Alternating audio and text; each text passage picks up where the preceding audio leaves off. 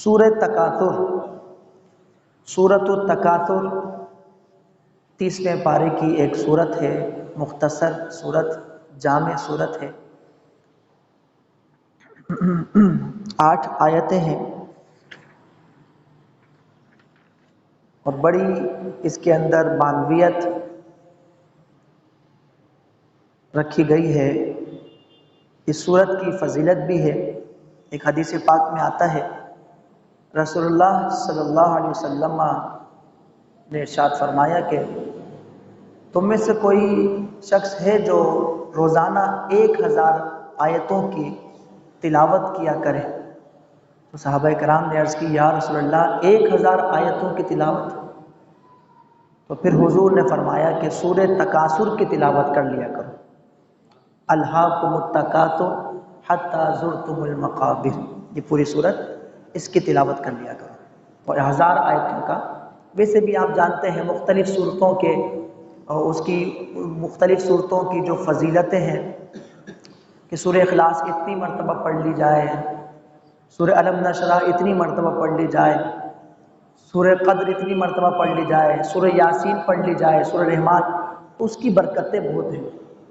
وہ قرآن پاک، قرآن مجید، فرقان حمید کی تلاوت جس قدر کی جائے گی اس کی برکتیں ہمیں دنیا میں بھی انشاءاللہ ملیں گی اور ملتی ہیں، اور آخرت اور قبر و آخرت میں بھی برکتوں کا سلسلہ انشاءاللہ جاری رہے گا۔ تو سورہ تکاثر بڑی مختصر صورت ہے، تو ہزاروں آیتوں کا ثواب اس صورت کی تکرار سے، اس صورت کو پڑھنے سے مل سکتا ہے۔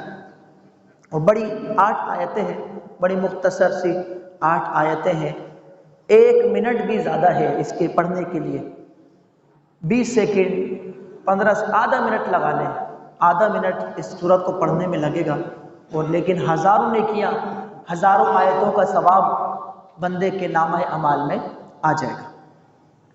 تو آج کا جو ہمارا موضوع ہے وہ سورہ تکاثر کی مختصر سی تفسیر ہے، اس کا ترجمہ بھی اور مختصر سی تفسیر، کہ ان آیتوں میں اللہ تعالیٰ نے کیا ارشاد فرمایا ہے، کیا حقیقت اس میں بیان فرمائی ہے۔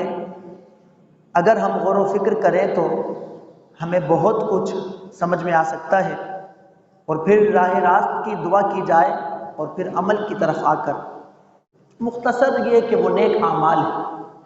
آئیے سورہ تکاثر کی تفسیر شروع کرتے ہیں۔ پہلی آیت، الہاکم التکاثر، تمہیں غافل کر دیا تکاثر نے۔ اب تکاثر کیا چیز ہے اس کو سمجھنا ہے۔ الہا تمہیں غافل کر دیا، کم الہا غافل کر دیا، کم تمہیں تکاثر نے۔ سورہ تکاثر اس سورت کا نام اسی وجہ سے تکاثر پڑا کہ اس کی پہلی آیت میں تکاثر کا لفظ آیا، اس لیے اس کو سورت تکاثر کہتے ہیں، اس کا نام رکھا گیا۔ تو تکاثر نے تمہیں غافل کر دیا۔ اب تکاثر کیا چیز ہے؟ مختلف روایتیں ہیں، لیکن مین جو 2 چیزیں یہاں پر بیان کی گئی ہیں وہ ہے مال اور اولاد۔ مال و اولاد نے تمہیں غافل کر دیا، مال کمانے نے اور اولاد نے تمہیں غافل کر دیا۔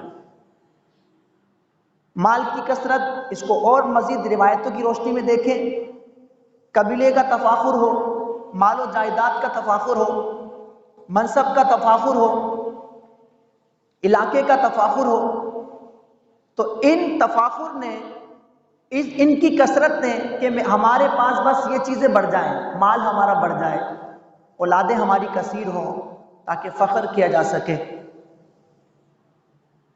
اور پھر اچھا، دونوں کا حصول کوئی ناجائز نہیں ہے، کوئی حرام نہیں ہے، مال و اولاد کا حصول ناجائز نہیں ہے، اور اگر نیک نیتی سے ہو تو اور اجر و ثواب ہے۔ اولاد کا حصول اگر اس نیت سے ہو کہ میں اپنے نبی کی امت میں اضافہ کر رہا ہوں تو یہ ثواب ہوگا۔ اور مال کا حصول نیک کاموں میں خرچ کرنے کے لیے، بلکہ مال والے کے لیے آیا ہے کہ جو شخص کماتا ہے اور اللہ کی راہ میں کھلے دل سے خرچ کرتا ہے تو اس کو اپنی اس خرچ کرنے پر رشک کرنا مستحسن ہے، وہ رشک کر سکتا ہے۔ ایسے علم والے کے لیے فرمایا کہ جو علم پڑھتا ہے اور پڑھاتا ہے اور اس پہ رشک کرتا ہے تو اس کے لیے یہ رشک کرنا مستحسن ہے، جائز ہے، مستحسن امر ہے۔ تمہیں غافل کر دیا مال کے زیادہ ہونے کے حرص نے، تمہیں غافل کر دیا۔ اب کس چیز سے غافل کر دیا سمجھیں اس کو۔ مال کی زیادتی، مال کے بڑھنے کی طرف ہم بڑھتے چلے گئے، مال کو 2 سے 4، 4 سے 8، 8 سے 16 اس کو بڑھانے کے لیے ہم کوشش کرتے رہے۔ حدیث پاک ہے بلکہ رسول اللہ صلی اللہ علیہ وسلم نے فرمایا کہ اگر کسی شخص کو سونے کی وادی دے دی جائے تو وہ دوسری وادی کی فکر کرتا ہے، اس کو دوسری وادی چاہیے، سونے کی وادی، سونے کا پہاڑ مل جائے کسی کو وہ کہے گا دوسرا پہاڑ کیوں نہیں ملتا، سونے کا دوسرا پہاڑ مجھے مل جائے۔ فرماتے ہیں اس ایسے شخص حریص کا پیٹ قبر کی مٹی بھرتی ہے، ایسے شخص کا پیٹ جو بھرے گی وہ قبر کی 2 آ جائیں گے تو 2 کے بعد یہ تیسرے کی فکر کرے گا کہ تیسرا میرے پاس سونے کا پہاڑ کیوں نہیں ہے۔ آج کیا ہماری حالت ایسی نہیں؟ مہنگائی اپنی طرف، لیکن کیا ہم صرف مال کی کثرت کی طرف نہیں بڑھے؟ الہاکم التکاثر، کہ تمہیں مال کی کثرت نے، تمہیں اولاد کی کثرت نے، تمہیں جاہ و منصب نے، تمہیں دنیا کی نمود و نمائش نے غافل کر دیا، یہاں تک کہ حتی زرتم المقابر، یہاں تک کہ تم قبروں میں پہنچ گئے۔ بڑے بڑے لوگ کوئی نہیں بچا، ان کا نام و نشان باقی نہیں۔ ایسے ایسے لوگ جن کی جائیدادیں، جن کی ملکیت، جن کا مال، سونا، جواہرات، وہ کئی اونٹوں پر چلا کرتے تھے۔ قارون جیسے لوگ گزرے، کیا پتا ان کا، کچھ نہیں پتا۔ تو یہ مال کی کثرت، یہ انسان اس سے نہیں بچ سکتا، نہیں بچ سکے گا۔ اور ایک سورت میں آتا ہے یا ایھا الذین آمنوا، اے ایمان والو، لا تلہکم، تمہیں ہلاک نہ کر دے، اموالکم، تمہارا مال، ولا اولادکم، اور تمہاری اولاد، تمہیں تمہاری اولاد اور تمہارا مال ہلاکت میں نہ ڈال دے۔ کیسے؟ یا ایھا الذین آمنوا لا تلہکم اموالکم ولا اولادکم عن ذکر اللہ، جب تم ان میں لگ کر، مال کے حصول میں لگ کر، اولاد کے حصول میں لگ کر، مال و جائیداد، اولاد، اس میں بس فراوانی ہو جائے، کثرت ہو جائے، تعداد بڑھ جائے، اس میں لگ کر تم نے اللہ کے ذکر کو چھوڑ دیا تو یہ چیزیں تمہیں ہلاک کر دیں گی۔ اسی کو حدیث پاک میں فرمایا گیا اولاد آزمائش ہے، مال و اولاد آزمائش ہے، ان کے ذریعے آزمایا جاتا ہے، آزمایا جاتا ہے۔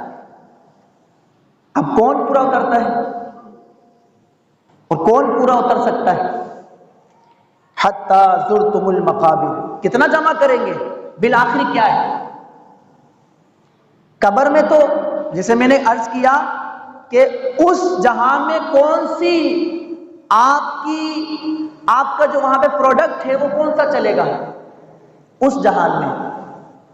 اس صورت میں ابتدا سے لے کر انتہا تک بتایا گیا کلا سوف تعلمون، خبردار، یہ کلا حرف تنبیہ ہے، خبردار، ان قریب تم جان جاؤ گے حقیقت کیا ہے، وہاں چلتا کیا ہے، وہاں تمہارے کام آتا کیا ہے۔ یہ جو اولاد ہے، یہ جو جائیداد تم بنا رہے ہو، تو یہ تمہارے وہاں کام آتی ہے یا پھر کچھ اور وہاں کام آتا ہے؟ کلا سوف تعلمون، اس سے مراد لیجئے، علماء مفسرین نے بتایا کہ یہ موت آئے گی اور آپ جان جائیں گے۔ کلا سوف تعلمون، پھر آیا ثم کلا سوف تعلمون، اس سے کیا مراد ہے؟ پھر حشر میں تم جان جاؤ گے۔ کلا سوف تعلمون، تم جان جاؤ گے ان قریب، وہ موت ہے، پہلے مرحلے میں جان جاؤ گے کہ یہاں پہ کیا کام آنا تھا، میں کرتا کیا رہا، میں زندگی بھر کرتا کیا رہا، جمع کیا کرتا رہا اور کس کی کثرت میں چاہتا رہا، آج جب موت آئی ہے تو اب یہاں تو کام ہی کچھ اور آ رہا ہے، یہاں تو وہ ساری چیزیں ختم ہو گئی۔ ثم کلا سوف تعلمون، پھر ہاں تمہیں اپنی کوششوں کا انجام معلوم ہو جائے گا، جان جاؤ گے تم نے جو کوشش کی تھی، اب تمہیں پتہ چل جائے گا تم نے کیا کام کیا تھا، کیا اعمال کیے تھے، کیا دنیا کی تگ و دو تھی، کیا دنیا میں مشقتیں اٹھائی ہیں، کس لیے اٹھائی ہیں، تمہیں پتہ چل جائے گا۔ موت سے بھی، پھر موت کے بعد آگے قبر بھی ہے اور حشر بھی۔